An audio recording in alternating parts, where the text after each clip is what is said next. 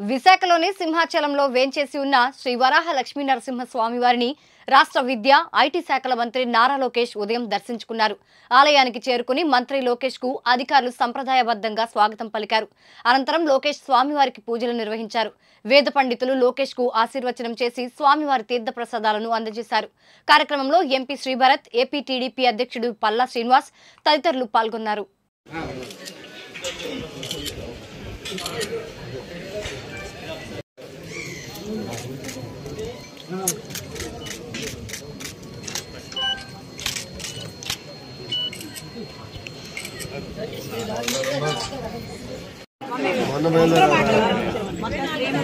అన్ని చూసుకునండి అరకు వెళ్ళి అన్నవరం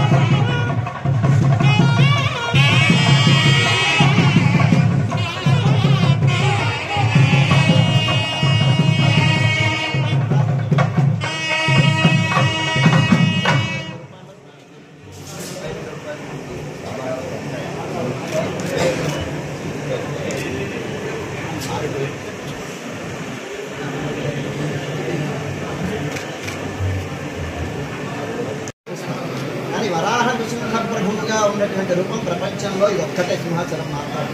2 రూపాలతో యుగళావతారమూర్తిగా అవతరించింది. వరాహస్వామి జ్ఞానాన్ని ఇచ్చేది, నృసింహస్వామి ఇక్కట్లను తొలగించింది. ఈ రెండు ఒక చోట, అంటే 2 ఫలితాలను ఒక చోట మనం పొందగలిగినటువంటి క్షేత్రం సింహాచలం. చలం అహోబలం అని నృసింహ క్షేత్రాలు 4 క్షేత్రాలు ప్రధానమైన క్షేత్రాలని స్థలపురాణం చెప్తారు. అహోబలంలో నృసింహ ఆవిర్భావం అంటే